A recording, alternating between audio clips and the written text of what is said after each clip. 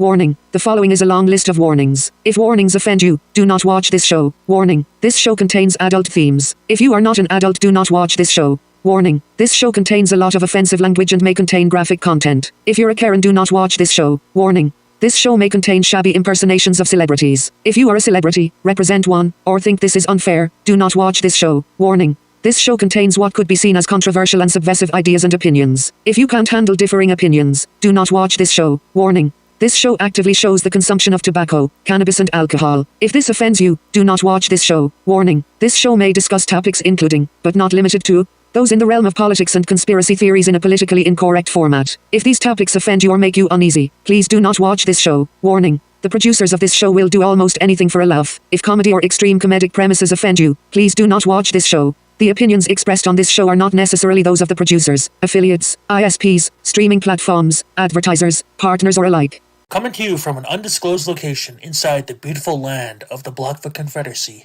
and Treaty 7 territory, Big Nate Productions presents Getting Laid with Nate.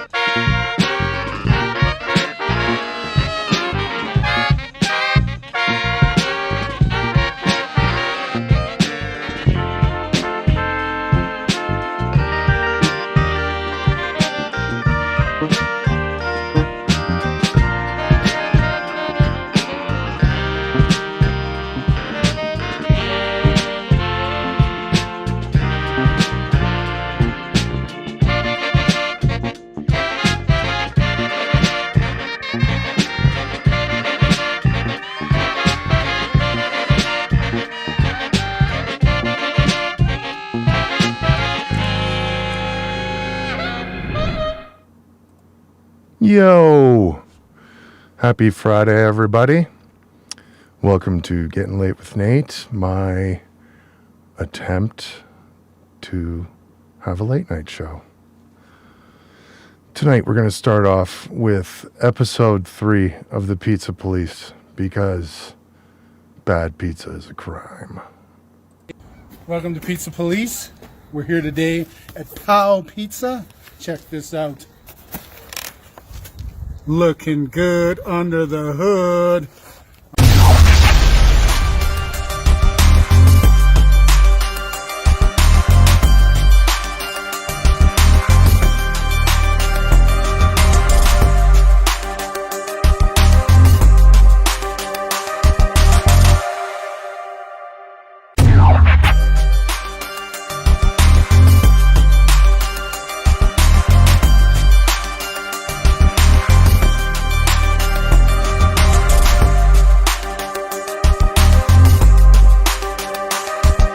Pizza Police is not affiliated with any law enforcement agency and only handles pizza-related offenses.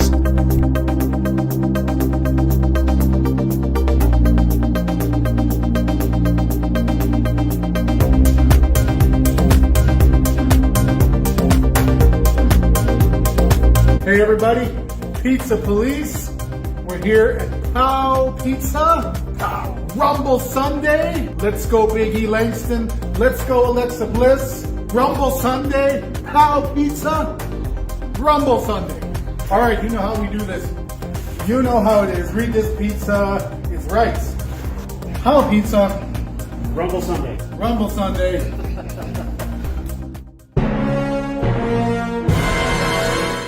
You have the right to remain cheesy. Any sauce can and will be used against you in a court of Krauss. There we go. That's how we do it. I guess that we're doing this right. This thing is steaming. This thing is hot. They got the sauce right on top. Beautiful. And you know, I'm a sauce guy. That's what we got napkins for days. Let's get into this. Ooh, look at that. I'm liking this already. This is more what I was talking about with the crust. This is the pan pizza style. Nice and crispy underneath, golden brown. Delicious.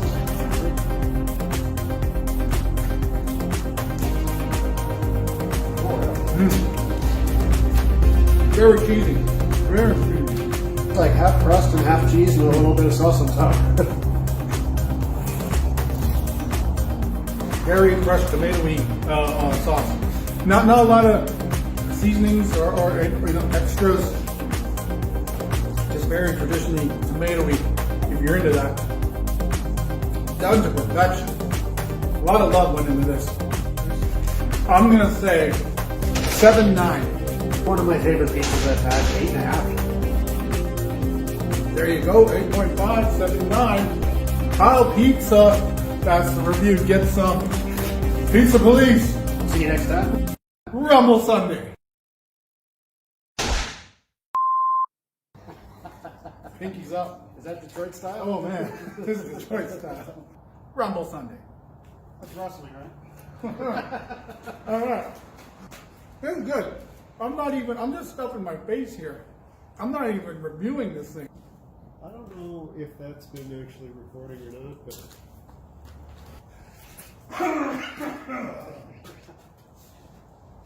All right, let's just do it like that. Look at that. It's got my pinky sticking straight in the air.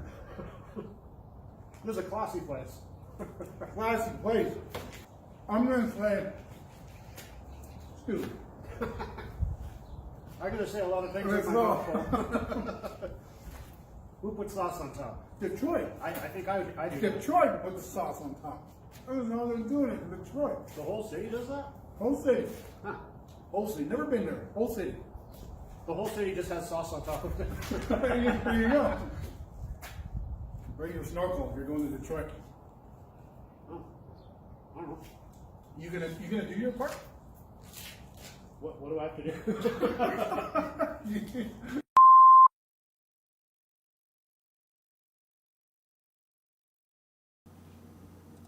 I love the outtakes. That's awesome. Good times. Thanks to Norm and Chad, big time, for letting me play those. We'll put them out whenever they put them out, until further notice. So I'm pumped. I got to sit down with my buddy Freud and talk about fitness. Check it out. Hi, everybody. I'm here today with my friend Freud, but everybody else knows him as Clifford Krauss. How's it going? Good, man. How are you? Awesome. Thanks for taking the time to come on the show. Hell yeah.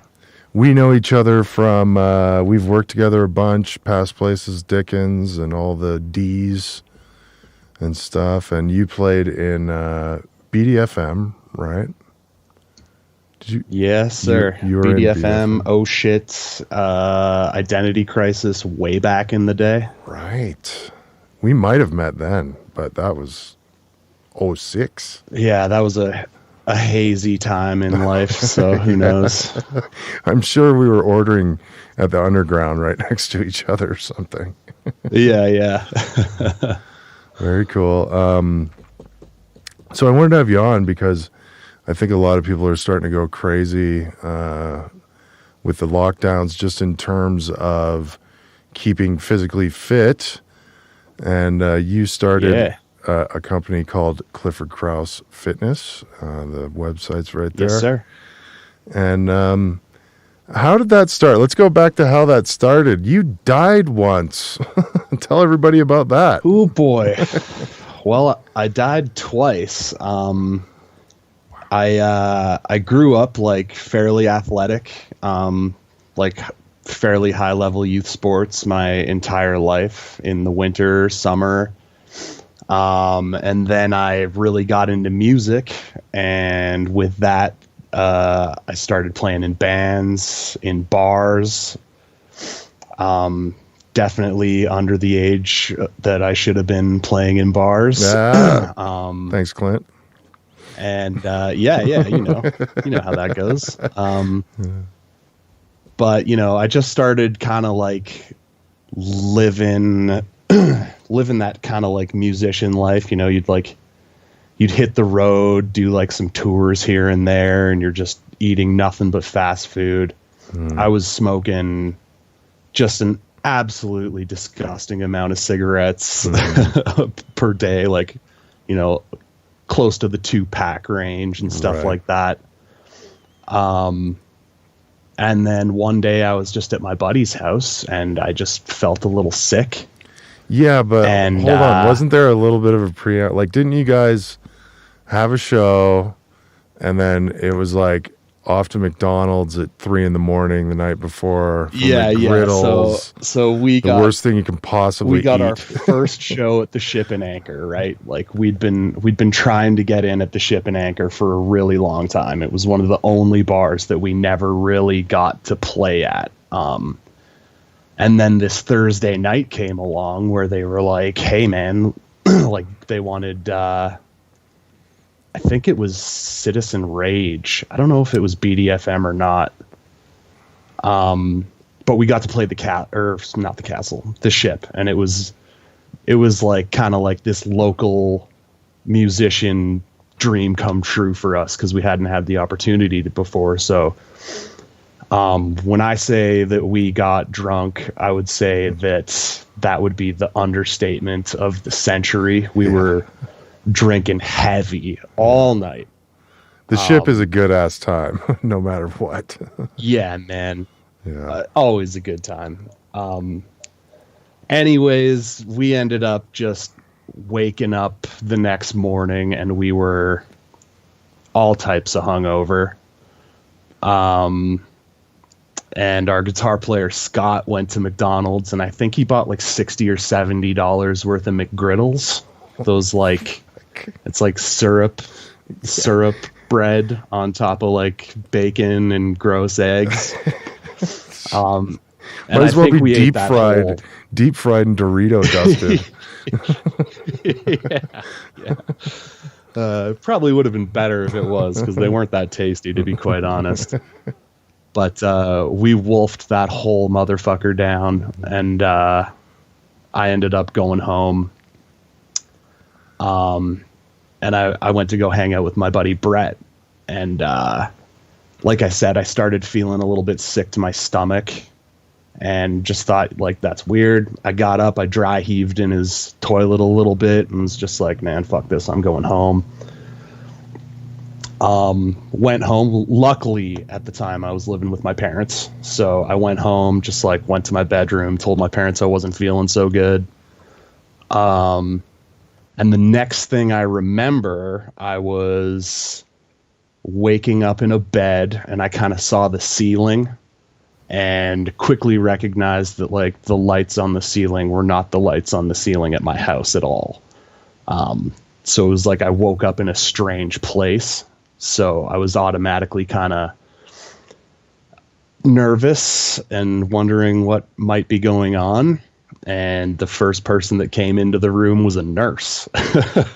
So I was thinking like either my friends are like diabolical and have come up with like the greatest prank. Oh my god, that's going a little overboard. Fuck. And I thought so too, but you never know, man. Like I got some pretty crafty friends who like pranking, you know. So my second thought was that probably something really bad has happened and I'm in the hospital. And it turned out that the latter of those two thoughts was true. Nurse told me that I had 2 heart attacks that were fairly back to back. Both had like flatlined me for more than 5 minutes apiece. Fuck. Holy shit. Yeah. So they were like worried about brain damage. So they had to bring me through like this questionnaire of like, what's your name? What's the date? Well, they did some. I got the date. Sorry to cut you off. They did some sort of therapy where they had you in a cold room and all that, didn't they? Yeah. So they, because I was like flatlined for so long, and they were worried about blood flow to the brain. I guess what happens, to my understanding, and I'm not sure if this is 100% accurate, but to my understanding, once you flatline, your brain starts to like heat up and kind of just like cook itself in a last ditch effort to try to like keep blood flow going or whatever. It's that doesn't sound correct, but it's like something along those lines. Sure. So they put me in this cold room, and they actually like had this little device they were telling me about that they draw blood out and then it cools it down and puts it back in to just keep everything cold. Unreal. Which is like super crazy. Fuck, it's unreal. They can do shit like that. Kind of creepy and awesome at the same time, you know? Yeah. Quick aside, I was watching some commercial on TV today, and it's like, oh, you know, it was like a bank commercial, and the kid comes in, and she's this little kid, and she's like, scalpel, please. And it's like, oh, tack down 2 for medical school. And I'm like, holy fuck. Like, how fucked up do you have to be like a little kid and want to cut people up? Yeah, no little kids know what scalpels are. Yeah, no shit. They're just playing Operation. Okay, so how long in total were you in hospital then? So I was in a medically induced coma for 6 days, and then I was in the ICU for I think 5 days after that, and then I think it was another like 2.5 weeks in general pop or whatever you'd like to call it. Holy shit! I remember I'd taken a trip to Montreal, and when I heard that happened, it was such a weird, foggy, like misty night there. And I was just like, this is impossible. This doesn't this seems like a whole nother world. Like the whole thing just went Berenstain Bears or something. Like, I'm like, there's no way, you know? And then you came out of it and I was like, fuck, thank God. Fuck. It just seemed so not punk rock right. Jesus. Yeah.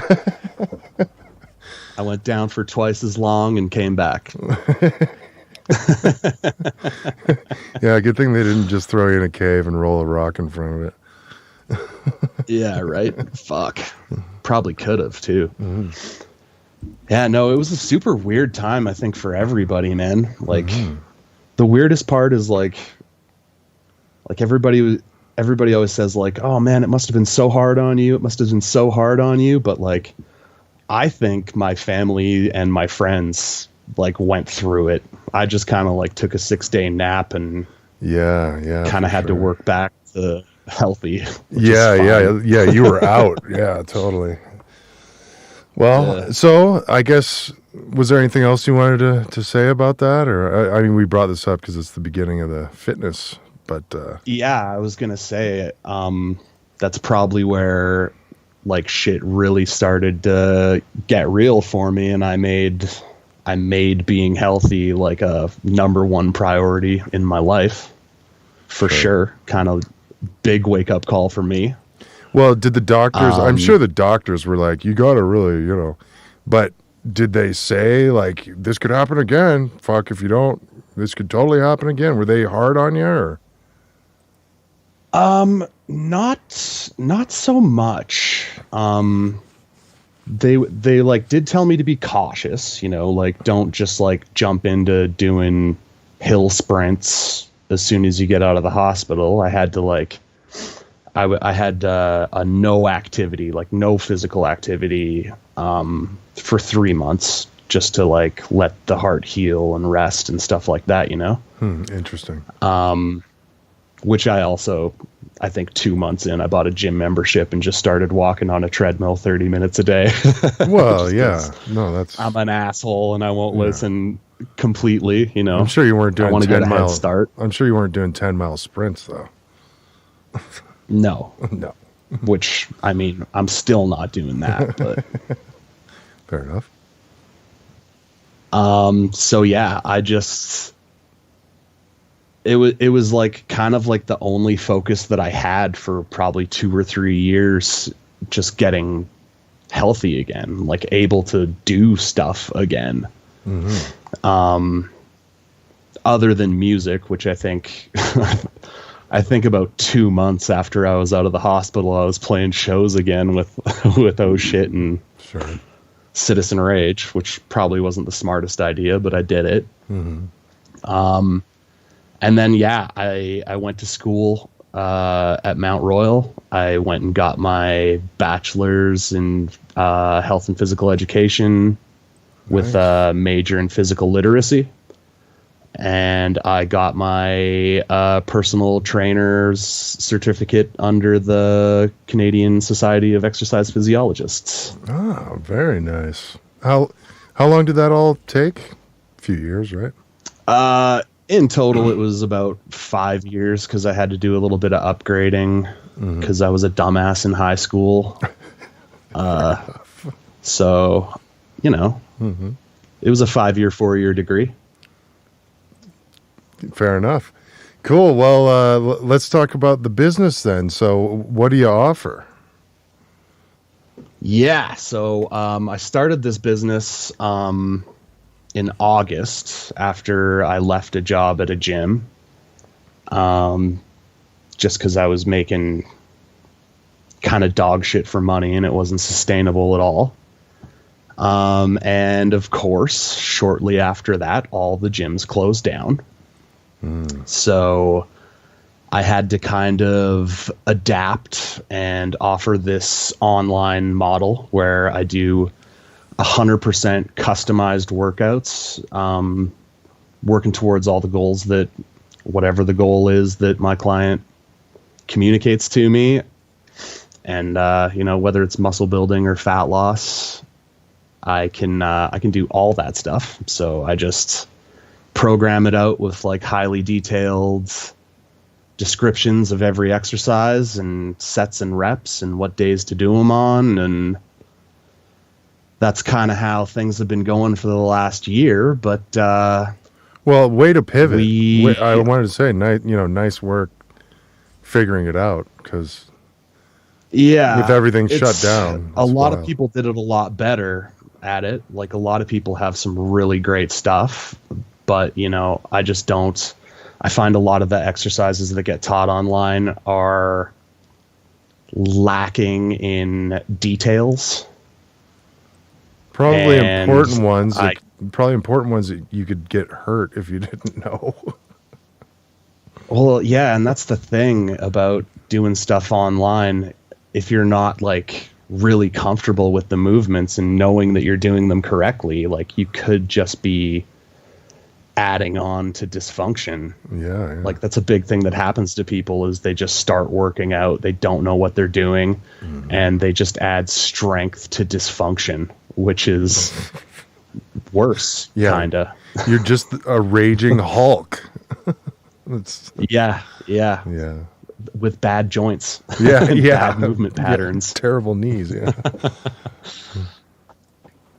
So that's kind of like what my whole business model is focused on, is turning people into better movers so that they can have the confidence to like step into a gym and perform the exercises properly, and like give them the confidence to do that. As opposed, like, I hear so often how people go into the gym and they're intimidated and they feel like people are looking at them.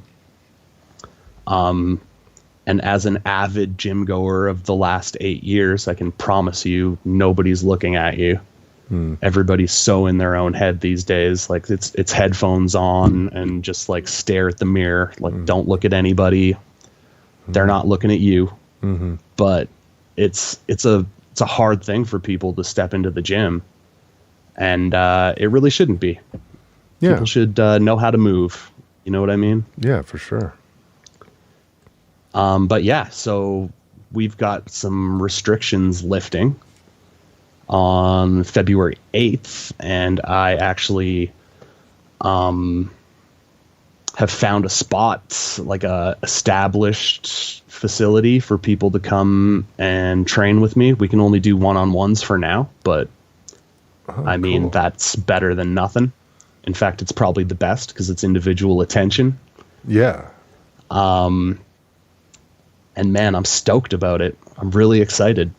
Yeah, well, that you announcing that is kind of what dinged it off in my head to get a hold of you and have you on here. Where is it? Tell us about it. I was gonna say, I should probably say where it is. So the location is 7475 Flint Road, and it's called Vision Sports Center. Nice. And it is just like, it is a world-class facility. And I can't even like not think about it and keep a non-smile on my face because it's just got like everything I could possibly want to work with, and everybody there is like really super cool. And yeah, man, I'm just stoked to like get some people in there and get them starting to get healthy or strong or whatever it is they want, you know? Yeah, absolutely. No, that's great. But it's great to hear that you got a nice. Sounds like a great place. Sounds like huge. I mean, it's. I'm seeing some top-notch. pictures here. It's pretty intense. Yeah, man. Yeah. Yeah, it's a shame that a space like that is going to waste right now. Oh yeah, like they've got basketball courts and the full meal deal. And whole 9 yards, oh, man. Yeah. They got a boxing hockey ring. Yeah. They got 2 ball hockey rinks. They got heavy bags. They got squat racks, tracks. Like, they got everything, man. Yeah, very cool. I'm gonna have to hit you up. I gotta get my ass into shape. Yeah, buddy. You know I can whip that ass into shape. Fucking A. So, what about, well, do you have any advice for people that are like locked in their house? Like, do you have a prison workout routine? All right. Yes. First of all, yes. And it's so easy. And you can do a different one every single day. So my prison workouts, I would do, and this is a little bit more advanced than I would recommend for most people to do, but I just picked one exercise, body weight exercise, like push-ups, squats, lunges, whatever it is, walking upstairs, and I would do 200 a day. Whoa. That's a lot. So it seems like a lot. Like even if you just started off with 100 a day, try to do 100 body weight squats, and you'll be done before 20 minutes is up easily. Sure. And at the same time, shit's gonna burn. It's gonna be a workout. Yeah, definitely. But yeah, that's like that was the prison approach to the first couple of weeks of lockdown that I had. So you'd pick one thing a day and then kind of move around the body, like do lunges one day. No, I would just do like do push-ups. Yeah. Yeah. Okay, gotcha. Yeah. Very do cool. like as many push-ups as I could at once, and then try to get the rest of the reps in however I could. Right. Sure. Yeah, man. Being a personal trainer must make it easy to get your workouts in, though, right? One of the hardest things about being a personal trainer and like writing programs for people is programming for yourself. Interesting. Yeah, like the painter's house is never painted. Exactly, dude. Exactly. Like I can be as easy on myself as I want. So I actually pay a company to program my workouts for me. Oh, interesting. Yeah, man. I live by my own word, man. I say people should be 100%. Like if you're not accountable to anybody, then you just stop doing that thing generally if it's hard and you don't really want to do it to begin with. Yeah, and your body, like, you know, when I had started working out at the beginning of 2020, and you know, when you start working out, your body hates you and it doesn't want you. It's telling you to stop, and it's your body's changing and all this shit. And nothing likes to do that. Nothing likes to change. So it's screaming at you to stop. Right. That's actually something that happens in your body. It tries to maintain homeostasis, which is just status keeping quo. Everything the way it is. Yeah. It knows the way it is. It can deal with the way it is, and it wants to stay like that. So when you try to change it, it resists, and you get sore, and you get cranky in the beginning because you're sore and you feel a little bit tired to start off with, and that's how people end up just being like, fuck this, I'm done with it. Yeah. And stop. Yeah. Which is probably what happened to you. Yeah, well, I mean, I was working out at my buddy's place and all this stuff, so and the band, we couldn't jam anymore, and I don't know, it was mentally kind of hard to take, but anyways, no excuse. I totally wussed out there, but I'll get back on it somehow here. Yeah, I won't let you get any more out of shape than you are at this moment. Okay, beautiful. I have been able to maintain, for the most part, much better eating, though. Like, that is huge. Because I was doing, like, not straight keto, but, I mean, I don't know. I was, this is a good segue into this, I guess. I was diagnosed with type 2 diabetes in... right after my child was born is when I started dying. Wow. Yeah, it was like literally, she was born in December 2012 and I was diagnosed January 2013. And oh man, I started just because I really wanted to get it under control, and I started, basically they call it keto, I guess, but I would just order the steak salad at Dickens every time and with no bread. And I lost like 60 pounds just doing, cutting out pop, because pop is what gave me diabetes. I was pop mixed. is the single worst thing that is affecting like obesity in the country. 100%. Oh, I think it should be totally like almost illegal. Like, I kind of get it. They tax it in New York City and all this shit. Like, good. They should tax it like cigarettes. But I mean, yeah. I mean, because it's caught, like, fuck. They might as well get that money for when they got to cut the guy's foot off, right? If tax has to exist, yeah, it's okay. Yes, okay. Tax garbage we like can't. that. Yeah, we can't go down a libertarian path here as much as I would love to. But but I found after that also, that my body kind of got. Anytime I'd eat bread or anything like that, I'd get heartburn. Like, bang! If I had one piece of toast, or even like a little puff pastry, like like chicken a la king or something like that, I get like total heartburn, like instant. So it's been easy for me to try to stay on that, like greens, like super greens and meat.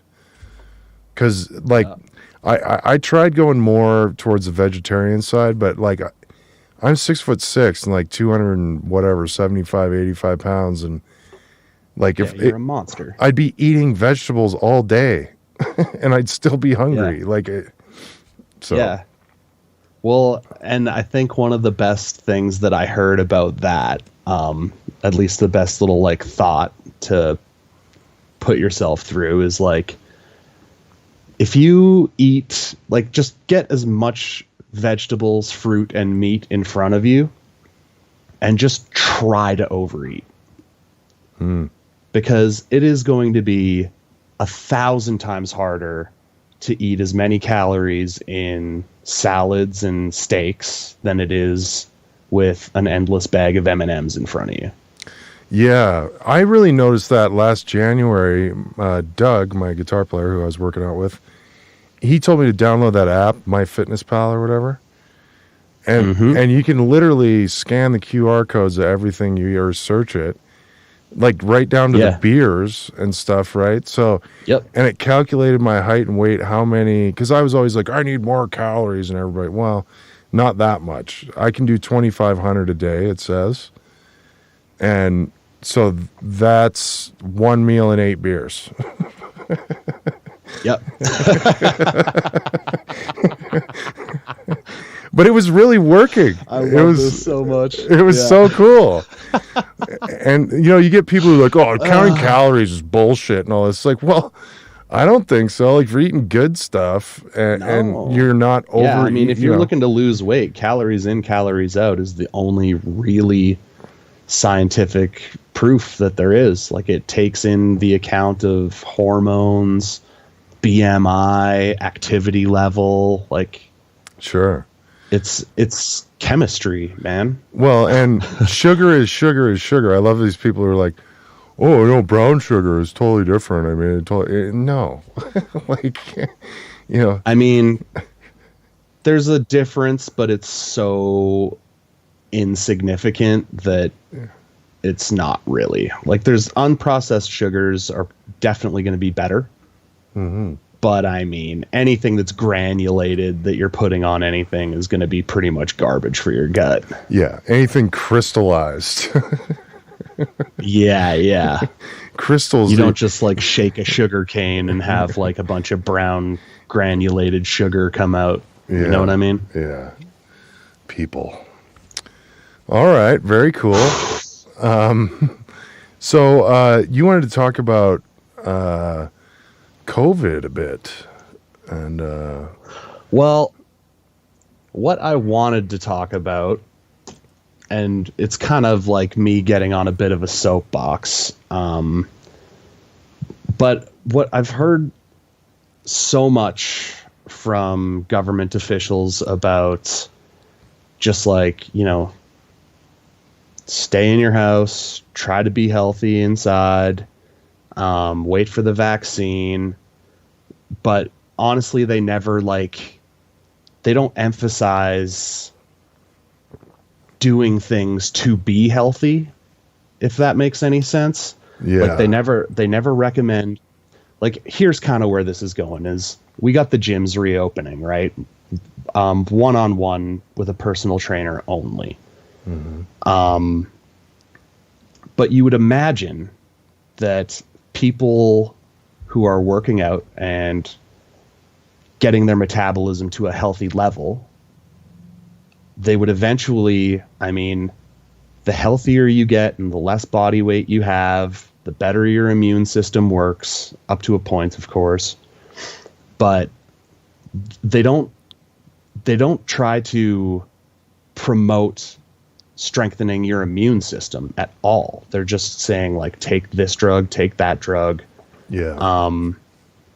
They close down the gyms, but the liquor stores and the cigarette stores are still wide open. That's very good, though. That's very smart on their part, I'll say. Like, if they want a bunch of unhealthy, sick, and dying people, right? Like, right. There's evidence that the evidence with COVID is like people with these things like heart problems, right, diabetes, pre-existing. Like, we all have, we're like at higher risk of this thing. Yeah. So why wouldn't they be trying to tell you, get healthy, go for a run, go to the gym, maybe mask up. Like, it's not like you're going to be any closer to anybody than you are in the supermarket. Mm-hmm. We live in Canada, so we don't get vitamin D to the point that we need it. Right. So yeah. Why aren't they telling us to take 4,000 IUs of vitamin D every day? Sure. The deaths of COVID, I know at least in the States, like, they're almost all vitamin D deficient.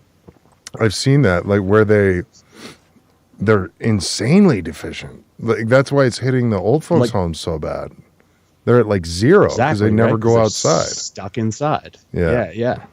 And that's the other thing. Like, here we are stuck inside our houses on quarantine or whatever it is, not getting it. And of course, now it's winter, so we're not getting those UV lights anyway. So, like, why isn't the government telling people to take vitamin D and exercise and, like, strengthen? Because realistically, if we had a really healthy population, we would be able to fight this thing off quicker. It's probably the big sugar lobby. I'm not saying that this thing's not real. I'm not saying that it doesn't kill people, because it does. And it's terrible. And it's like, you should be worried about it. But why wouldn't you take all of the easy precautions that could help you out, you know, like. I agree with you that shouldn't it just be a thing in Canada that, I mean, you would think the government would have one of those cheesy commercials where they're like, you should have 6,000 to 7,000 IUs of vitamin D, something like that, because of the way the earth 150 spins. minutes of vigorous to moderate activity per week. Yeah. I mean, you know, if they're going to spend money on commercials and, you know, they have that whole CBC thing and all that, they could be putting out that's one thing about, like, I was in Europe and they had a channel, like a weird, like, public access kind of almost channel, and they'd show you how to do a mammogram on yourself. Not a mammogram, but there you go. You know, shit a like mammogram. That. Yeah. You know, I no, don't, like, I mean, why aren't they more proactive? And honestly, it makes people in healthcare and fitness related like industries, it makes our jobs much, much harder. And I mean, just the mental health aspect of being locked in your house for a year and not seeing your friends is huge. And I mean, not to beat a dead horse, but guess what physical exercise also does? No, absolutely, man. Reduces depression, anxiety, and gets better sleep. Yeah, like I was like 2.5, 3 months into working out there, and that makes a huge difference for mental health shit. It's just incredible, right? It really is. Like it's kind of indescribable. Like it's just no longer a problem.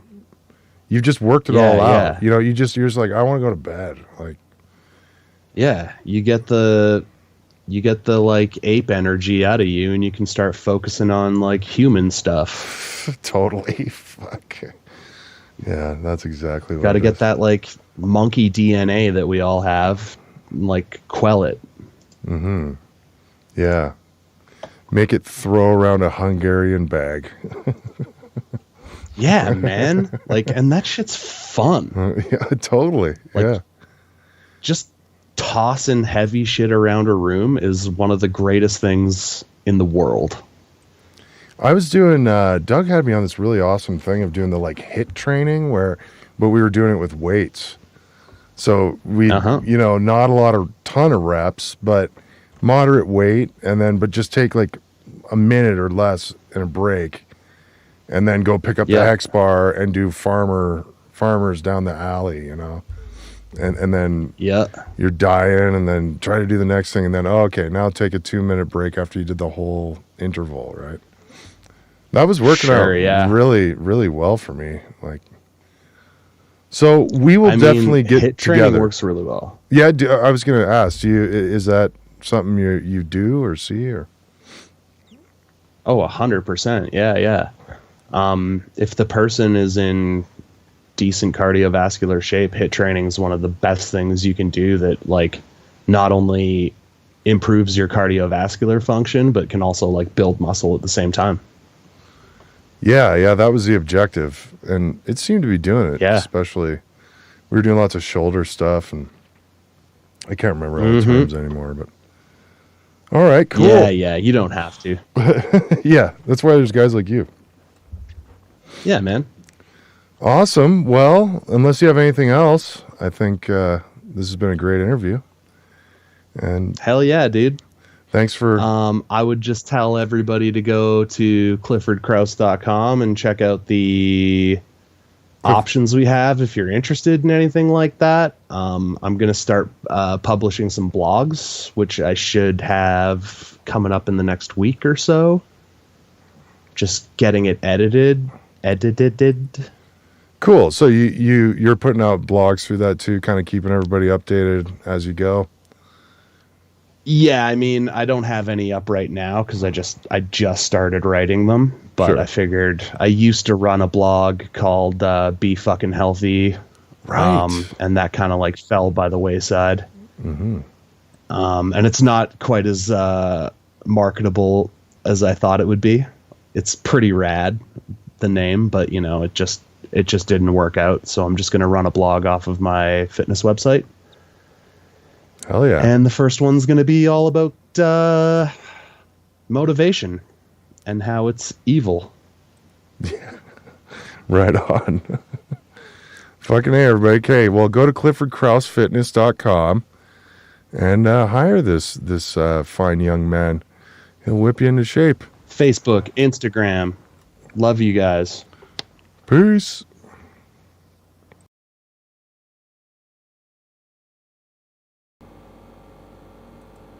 Hey. Thanks a lot to Freud. That was a kick-ass interview. Good-ass time. Thanks for watching, everybody. Hope you're all enjoying this. What I love about this show is I get to see friends like Freud that I haven't seen in a while and talk to them. And here's another one. This is my friend Chris Douglas. I met him in Sparky. Anyways, we go through the whole thing here. See you in a minute. All right. Hi, everybody. I'm here today with my friend Chris Douglas. How's it going, man? It's going pretty well, all things considered. How you doing, buddy? Good. We look good, eh? Look at us. Fuck, we look great. All right. Production value. So I've known you for a very long time from the Sparky days. You had a band. Is Sparky still going? Or what's going on? I mean, I'm sure, like, what band is going right now, but is Sparky still a thing?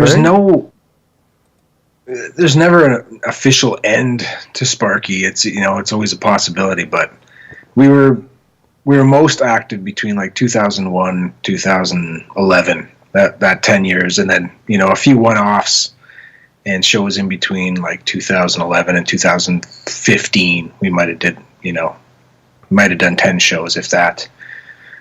So, no, I never say it's done because it's always a possibility. We're all still good friends, but we just, went our own separate ways.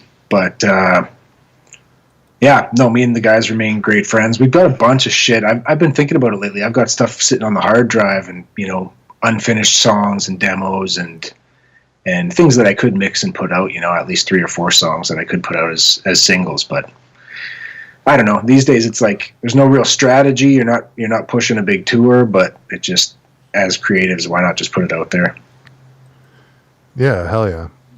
Well, that's cool to hear you got some stuff in the kitty there, possibly for some possible future release. I'd love to hear some new Sparky someday. Yeah, man, I get enough time sitting around in the studio that I think I will, dig something out and at least fancy, putting out a song or two within the next couple of years. Why not?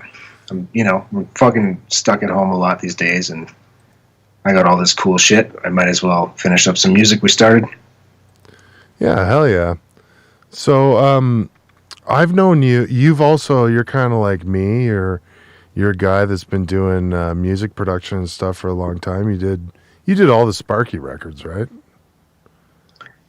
Except the very first one, Seagull Meat, I didn't do. But that was kind of the album where I saw the whole process from the inside, and that's when it all kind of made sense to me, just the concept of multi-tracking and overdubbing and just how you put an album together. So that's where I kind of saw that, oh shit, this is a possibility. I could do this next time, and we could save some money. Yeah, hell yeah. And cool. And I've always known you under that moniker of Toneshifter. Is that the name of your studio production company? What is it? Yeah, when I started doing it more for a living and making income, you at some point you need a business name, and Toneshift Audio is what I came up with. It was, there's the obvious elements of it, like, we are shifting tones all the time in the studio, EQs and changing sounds and stuff like that. But I also just like the idea of the more etheric level, like you're changing tones, like changing moods, changing vibes, which is what you're doing with the music. You're altering emotion. So yeah, I picked Toneshift Audio, and then years later, when I finally gave into Twitter and got on Instagram and social media things, I had to come up with a handle. So I I've been using Toneshifter audio. So I decided, I guess I'm Toneshifter. I'm running the Toneshifter audio, and then that just became the moniker I was using for socials and shit, and now started putting music out under it. Yeah, hell yeah. So tell me about that. Toneshifter, this is a new thing. This is a 2020 thing. This is new. This is hot. This is fresh. Here at Getting Late with Nate, we like all the newest, hottest, freshest Western Canadian music. Yeah, it's like I've been writing stuff forever, especially since Sparky had kind of, faded out. Like I've always been writing solo stuff. I've got hundreds of songs, maybe not all finished, but so many seeds for songs and parts of songs, and then at least I don't know, a good handful of songs that are finished that I would just need to kind of lay down all the layers for and put them out. So I've been saying I've been creatively constipated for a while, working on music for other people, for income and production. I love it, but there's that part of you that needs to satisfy your own soul, and I'm I gotta finish this stuff that I started. So that's been my mantra: is finish what I start, live from my heart, try to keep it real. And 2020 was finally just used the pandemic as an excuse to lock down and put out one song, and then finish this one, put out this song, make a video, put this out, and just get the ball rolling. So and pardon my ignorance, but is this one in a series, or have I missed a couple, or is Illusions this song is just we're about to hear? Is that the first one, or? That's the first one with a video. I did put out one song in December called My First Pandemic, and it was just a solo kind of acoustic song I wrote right at the start of the lockdown 2020, in March, I think, just a few days excuse me, into the lockdown. Just a sweet little, I don't know. Yeah, I'll give you a link or whatever, put it in the show notes or something. So that one, I decided, I just kind of rushed it. I'd written the song a while back, like I said, back in March. And then I realized as we were going into 2021, I'm no one wants to hear a fucking pandemic song in 2021. So I thought this song has to go with 2020. So I picked a weekend. I laid down the drums, some bass, guitar tracks, vocals, did it all myself in a weekend, and then mixed it and mastered it and put it out. And that was kind of the first nugget to get that, creative constipation ball rolling, get things running. Hell yeah, dude. Well, let's check this out real quick and then talk about it more after. So this is, please intro the song for everybody. Yeah, this song's called Illusions. Big shout out to Niels, who you may recognize from Sparky. He's the star in the video. I got to direct him. And big shout out to Meticulous Media, my buddy who did the video. He did the filming and editing of the video. And yeah, I just totally realized this weird vision I had and caught the vibe. So yeah, check it out. It's called Illusions. Hell yeah. See you in a minute.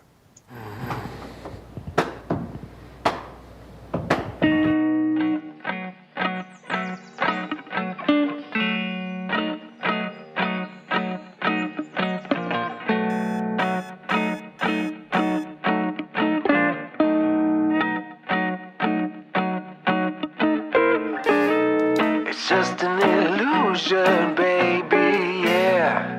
It's just an illusion. It's just an illusion, baby, yeah. It's just an illusion.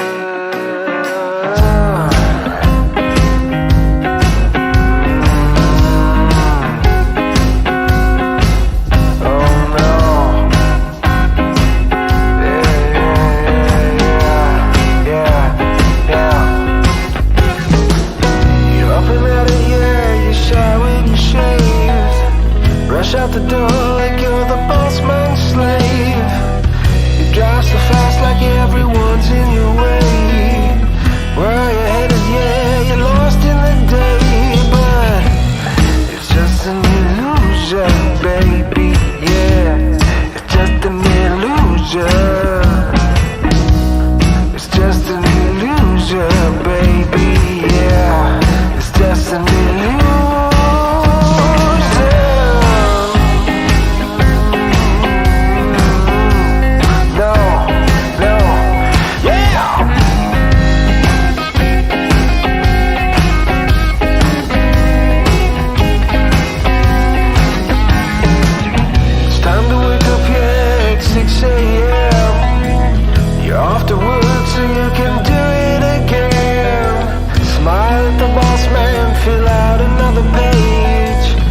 5 o'clock, they let you out of your cage, but you don't know. You don't know. You don't know. It's just an illusion, baby, yeah. It's just an illusion. It's just an illusion, baby, yeah. It's just an illusion.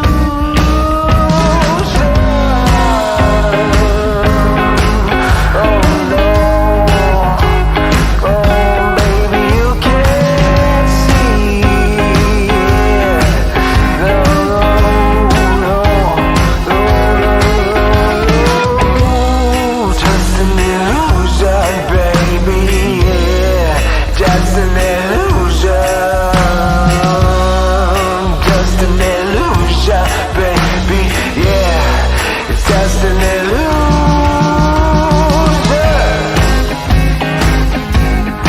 You don't see, yeah. Just an illusion. Just an illusion. Just an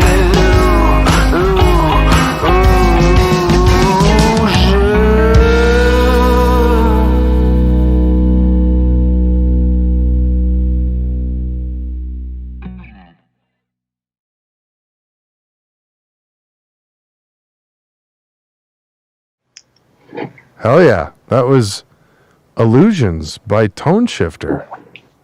Nice work, man.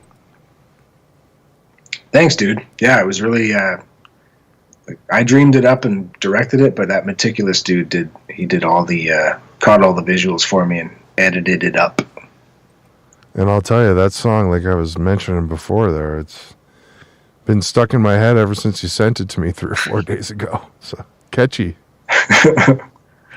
Yeah, a few people have said that, and it's funny. It's not like I've never written a song like that before, but it came to my head one day. It really was just a loopy kind of mood I was in, and I was just trying to capture a vibe, and it just wouldn't leave my head. I'm like, okay, I have to write this fucking song and get it out of my head. See, isn't that the best shit? I remember when I could, I started playing when I was 15 or whatever, and I learned, I'm pretty much self-taught, whatever, but when I could get a riff out, like when I could get something from my head and transpose it to a guitar, like ever since then, it's like now I'm just, as soon as I get something like that, I'm like going to the 4-track, and trying to get it on tape or something, because isn't that so cool to be able to just get it out of your head and then fully produce it? Yeah, it's such a good feeling. Yeah, it's just like creating something literally from nothing, And you always think it came from somewhere. Did I hear that somewhere, or did I pick a piece of that up from something? But I don't know. You sing it enough, and it filters through you, whatever it is, and your flavor rubs off on whatever it is. There's only so many notes you could play and sequences that you can do things in, but everybody's got their own flavor as a musician. We got to tour a bit together. That was awesome, eh? Yeah, what did we do? Western, like a few days, like Calgary, BC, or did you guys BC, play the Paw? Did you guys play the Paw? I don't think we ever did. No, okay. Well, I wanted to ask. Like something. Sorry. I was going to say, sounds like something the Faceless Hulk guys probably did with you. Yeah, I thought. Oh no, it was Ninja Spy that came out with us to that, but I think we stopped by. I forgot to mention to the people. You're from Saskatoon. Sparky's from Saskatoon. So I'm pretty sure we played with you guys out there, maybe on the way out to that back in 14 or 11 in Saskatoon. Yeah. I think we did too. Cool. Yeah. What is and you guys also came out for Metal Fest, the Bro down there that year. That was a good time. Thanks for doing that. Oh yeah. Man, thanks for having us. Yeah, so many memories made that night. Those like just going across the street. I forget what the other venue was called, but going from Lord the Nelson downstairs place. Okay, that was Dickens, and then Dickens. Yeah, it's been so long, but yeah, going back and forth between those places and catching. I forget. No, Planet Eater was playing here. I forget who we were going to catch at the other bar, but that was just such a good time. That's one thing that I really miss right now is just music festivals and just the freedom to roam around and, you know, slide into a crowd, have a drink. Yeah, I know. It seems so. It seems like another planet where you had 400 people in a room all spit talking and yelling at each other. Yeah. Man, our immune systems are going to be fucking couch potatoes, you know?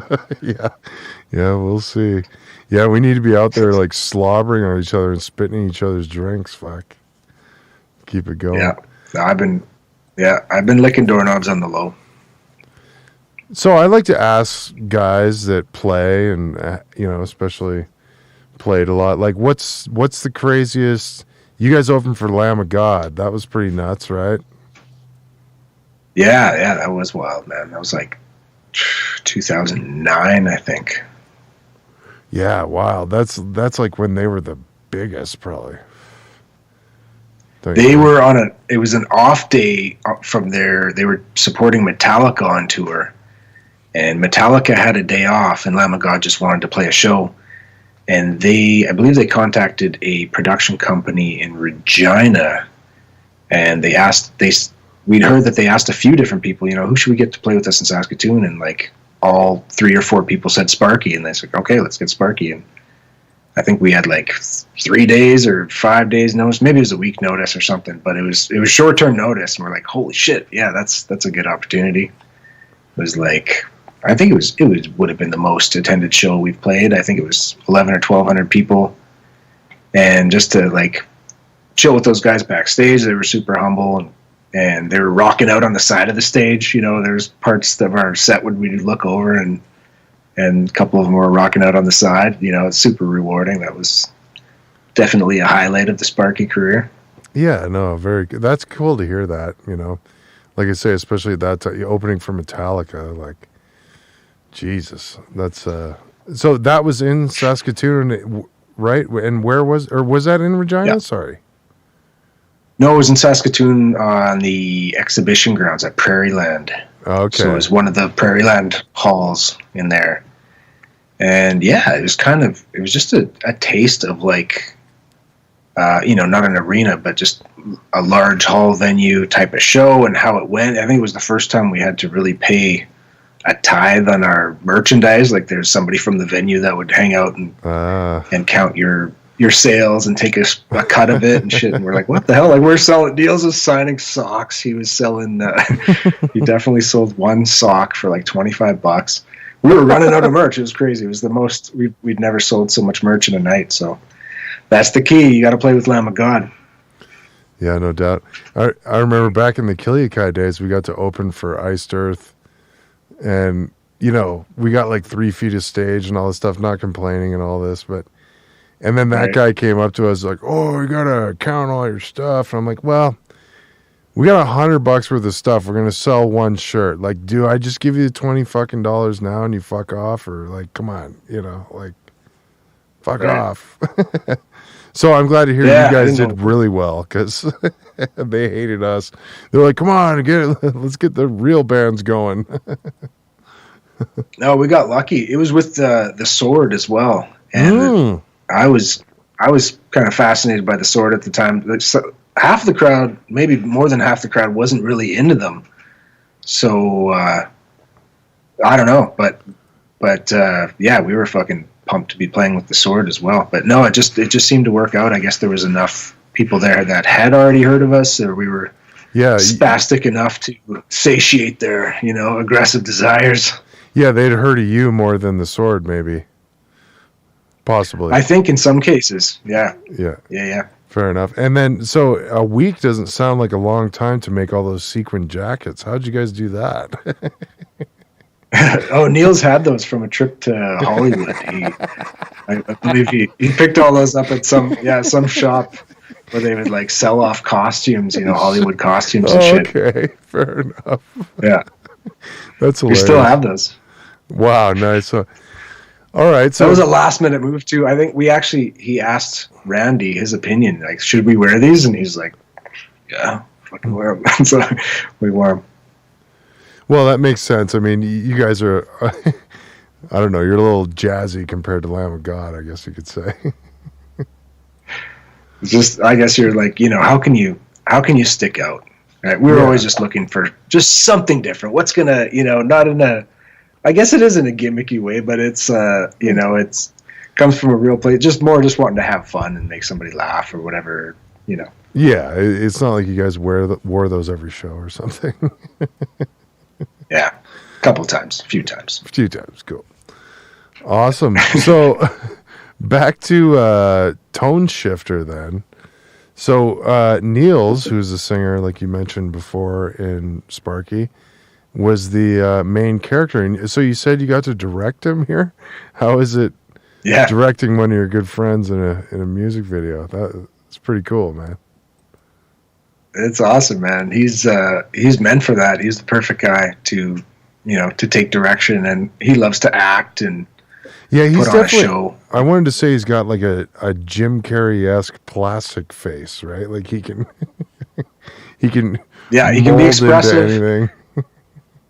And he can switch between like sincere and absurd pretty easily, and I don't know. Even when he's being serious, he's funny to me somehow. So I just thought it would be funny for him to play this kind of mundane, serious worker guy role. Yeah, funny. And you wake up in bed with him. Well, that's it's a dream sequence. I don't know. That's the dream sequence. Yeah, exactly. Yeah. You saw the finger. It was only in his ear. So, did you say that you played the drum? Like, did you do all of the instrumentation on this then? Yeah, I did all the tracks. I had another engineer out for a day while I was doing the drum tracks to man the board. Ryan Anderson, he sat at the mixer for me and dialed things in while I was playing the drums. And he also was here when I did the original guitar track. I think I redid the guitar track later. And he was here for the vocals too. So he was running the board while I was doing vocals. And then I just did the bass on my own, redid guitars, added some extra vocals and claps and stomps and little percussion and whatever I did in there. And claps, I did all that stuff myself. Jingle bells, fun. The hi-hats. little tambourine. There's some, what do you call that? Well, I don't know. The snake thing, the rattle, the Snoop Dogg thing. Yeah. Vibra slap. Is that what that's called? Yeah. Hilarious. I never knew that until right now. I was this many years old. Yeah, it's so fun. Awesome. I'm lucky. Like I've got this space and like so many ideas and seeds. Like I said, just songs started. So I'm like, I want to chase them, follow them through. Just listen. What do they sound like in my head, and what instruments are in there? I'm a big fan of Tom Waits and his various instrumentation on things. There just always seems to be kind of a central vibe, but everything can change around that, the voice and the instrumentation. So it's kind of what I'm after. Very cool. So what are the plans then for Toneshifter here? You said you had a few. This is the first video. This is 2 of so many. You're just going to keep dropping singles. That seems to be a popular way to do it as of late. Yeah, I was thinking it would be kind of a waste, as especially kind of starting fresh under a new moniker or whatever, to put out put all the work into a 12-song album and have 6 or 8 people hear it or whatever. I figured just put out a single, put out another single, put out another single, and try and get a little built-in audience or a few people looking at you or just knowing your name and knowing that maybe there's something worth checking out from that artist. Before you drop a big, what it's like as a band when you put out a whole album, and especially if you can't tour it. Yeah. It's like, what else do you have? So. Yeah, I figure I'll put out maybe 5 or 6 singles, and then maybe think about dropping dropping an EP or an album or something a little bit down the road. No, very cool. Well, I look forward to all the future stuff. Yeah, like I say, really impressed with Illusions here. And so I don't know, where can the people get this? How do they give you money? Let's go buy it. You'll never get this. Yeah, I know. I was thinking of that today. It's so hard to, like, the only places to make money as an artist right now, reasonably, is someone buys your song on iTunes or Amazon, like streaming it on Spotify. That's great, if you can get hundreds of thousands, but it's better than nothing. You can buy it on Bandcamp, so there's that. I think it's Toneshifter Music on Bandcamp. And YouTube, I just really want to get eyeballs on this video on YouTube. If you search Toneshifter Illusions official music video helps too, because it's a brand new YouTube channel. I think I've got like 25 subscribers right now, so it's not ranking high in the search engine. But I think if you search Toneshifter Illusions now, it comes up. At first it wouldn't. But yeah, if you type official music video, for sure it will. But yeah, check out the video, and then all the links are in the description in the video for Instagram, Twitter, Toneshifter. It's all there.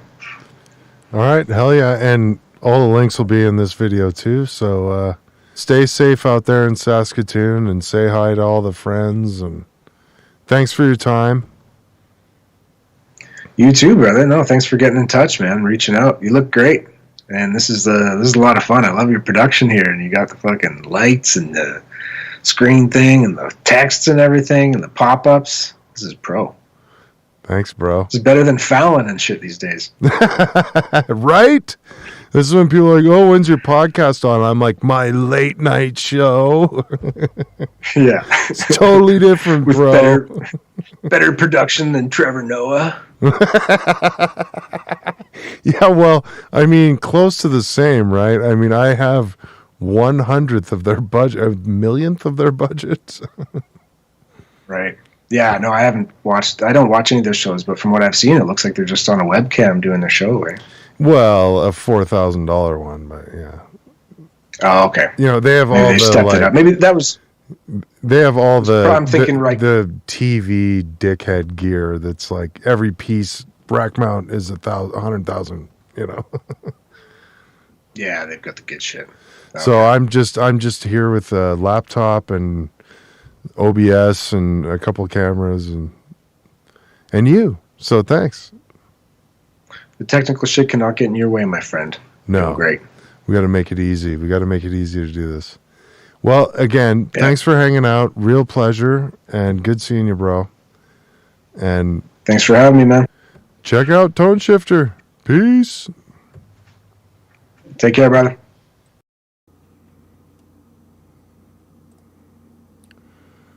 All right. Thanks, Chris. Thanks. I know him colloquially as Balls from the Sparky days. I meant to bring that up. Thanks a lot for doing it. And thank you all I want to thank all my other guests too. I want to thank the Pizza Police. I want to thank Freud, Clifford Krauss. Go to cliffordkraussfitness.com. And, tell your friends about this. I'm trying to knock them out every Friday. I hope you enjoyed these interviews. And,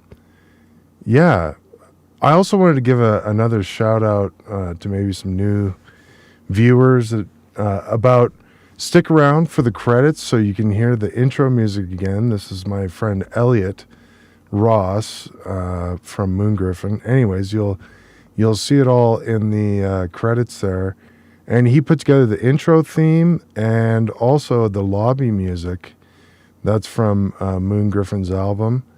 And what you're about to hear here. So thanks for watching. See you next Friday. Spread the word. Peace, everybody.